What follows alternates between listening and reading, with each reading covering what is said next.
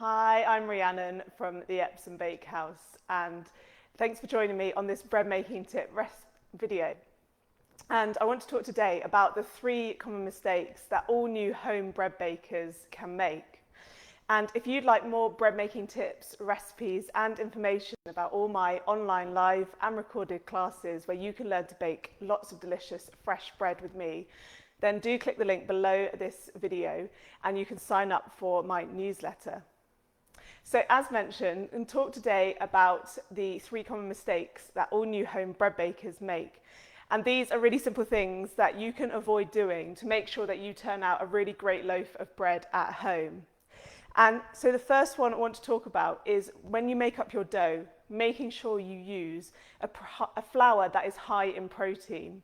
So do look for that strong bread flour, or check the side of the packet of your flour, and perhaps not the most interesting read, but look at the nutritional information, and your flour should have a higher protein content. So something like between 11 and 13 grams of protein per 100 grams of flour. So you can check that on your flour. So you might be looking at a wheat flour for this. Now you can make breads with different or lower amounts of protein, but you will turn out a very different bread, and you'll need to use different processes for those different flours. But if you're looking to make a wheat dough like this one with strong white wheat bread flour, then you need that higher amount of protein to create the gluten that's going to form the scaffold of your bread and help your dough rise. And talking about flour, once you're kneading your dough, number 2 is not to sprinkle down loads of flour. And you can see I've got this dough here on the bench and no flour everywhere, and want to knead it without any flour. And that's because flour is like a sponge, and you've already kneaded in lots of water into your dough, and if you start adding more flour, it will continue to soak up that water and dry out your dough. So knead without any flour down on your surface. If it's really sticky, you could wet your hands or use a little bit of olive oil, but embrace that stickiness and knead without lots of flour.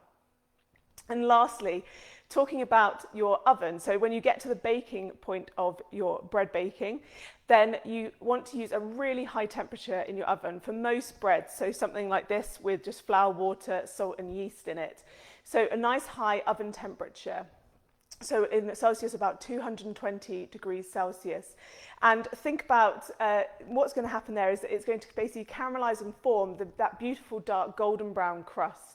So that won't happen at lower temperatures. So make sure your oven is really well preheated. The whole oven has had time to heat up before you put your dough in there to bake. And you'll get a really great golden brown crust on your finished loaf. So 3 tips there for avoiding those mistakes that all new home bread bakers make, and to make sure you get a really great loaf of bread at home.